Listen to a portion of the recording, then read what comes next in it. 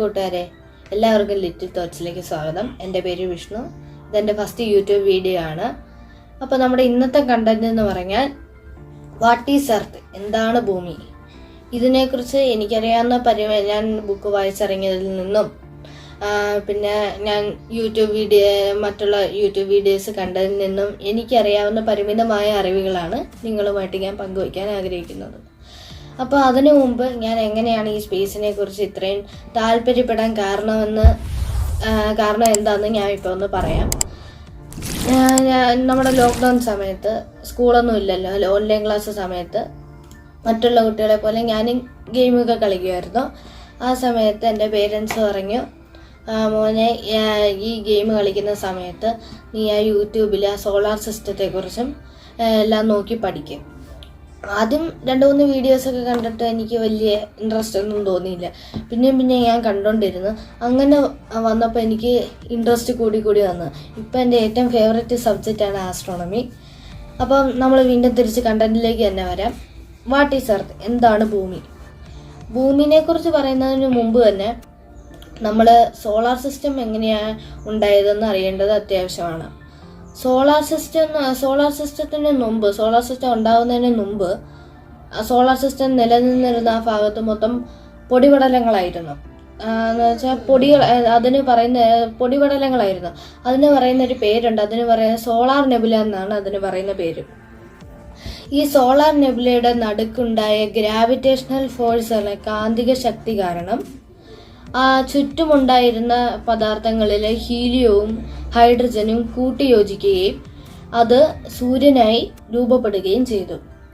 അങ്ങനെ സൂര്യന് ചുറ്റും വലം വെച്ചിരുന്ന ബാക്കി പൊടികളെ നമ്മളൊരു പേര് പറയും. അതിൻ്റെ പേരാണ് അക്രീഷൻ ഡിസ്ക്. ഈ അക്രീഷൻ ഡിസ്ക് എന്ന് പറഞ്ഞാൽ പൊടിപടലങ്ങളാണ്.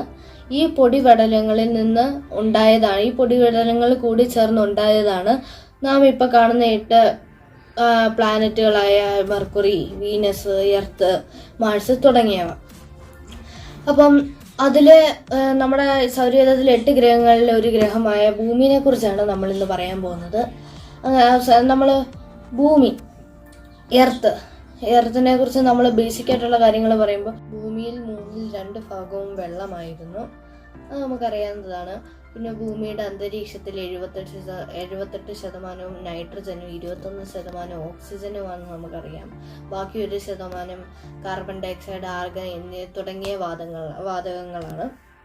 അപ്പം ഇത് നമ്മുടെ ഭൂമിയുടെ ഇപ്പോഴത്തെ സാഹചര്യമാണ്.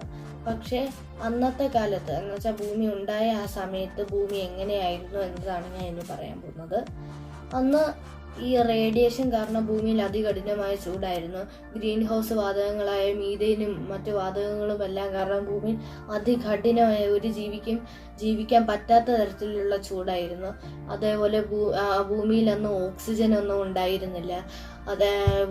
അഗ്നിപർവ്വത സ്ഫോടനങ്ങളുടെ നിരന്തരമായ പൊട്ടിത്തെറികളും പിന്നെ മറ്റുള്ള ഉൽക്കകളും എല്ലാം ഭൂമിയിൽ വന്ന് പതിക്കുന്നതുമായ കാര്യങ്ങളായിരുന്നു ഭൂമിയുടെ അന്നത്തെ കാലത്ത് പ്രിമിറ്റീവ് എർത്തിൽ നടന്നുകൊണ്ടിരുന്നത്. അതുകൊണ്ട് ഇതിൽ നിന്ന് നമുക്ക് മനസ്സിലാക്കാം അന്നത്തെ കാലത്ത് ഭൂമിയിൽ ഒരു ജീവിക്കാൻ പറ്റുന്ന സാഹചര്യമല്ലായിരുന്നു. ഭൂമിയുടെ ഉപരിതലത്തിൽ നിന്ന് ലാവകൾ എന്ന് വെച്ചാൽ കനം കൂടിയ പദാർത്ഥങ്ങൾ ഭൂമിയുടെ മധ്യഭാഗത്തേക്ക് ഒത്തുചേരുകയും കൂടിച്ചേരുകയും ബാക്കി കനം കുറഞ്ഞ പദാർത്ഥങ്ങൾ ഭൂമിയുടെ ഉപരിതലത്തിൽ തന്നെ നിലനിൽക്കുകയും ചെയ്തു. പിന്നെ കുറച്ച് പദാർത്ഥങ്ങൾ ഇവാപ്പറേറ്റ് ആയിപ്പോയി, എന്ന് വെച്ചാൽ ബാഷ്പീകരിച്ചു പോയി. അപ്പം അങ്ങനെ അത് ഈ കനം കുറഞ്ഞ പദാർത്ഥങ്ങൾ മുകളിൽ നിൽക്കുകയും കനം കൂടിയ പദാർത്ഥങ്ങൾ ഉള്ളിൽ ചെല്ലുകയും ചെയ്തതുകൊണ്ടാണ് ഭൂമിക്ക് ഒരു ക്രസ്റ്റ്, മാന്റില്, കോർ എന്നിവ ഉണ്ടായത്. അപ്പം ഈ ഭൂമി ഇങ്ങനെ രൂപപ്പെടുന്ന ഈ കാലഘട്ടത്തെ നമ്മളൊരു പേര് പറയുന്നുണ്ട്. അതിൻ്റെ പേര് ഹെയ്ഡൻ യുഗം എന്നാണ്.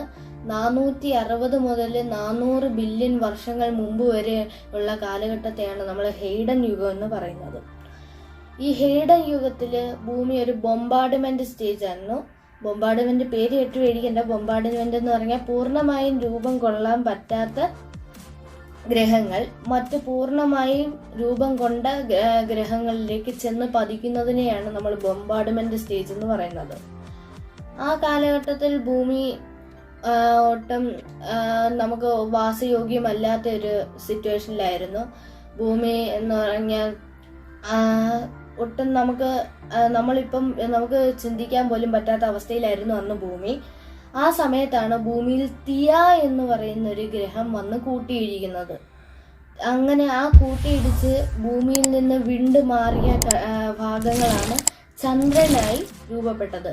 ആ ഭാഗം എന്നിട്ട് ഭൂമിയുടെ കാന്തിക വലയം കാരണം ഭൂമിനെ വലം വയ്ക്കുകയും ചെയ്തു.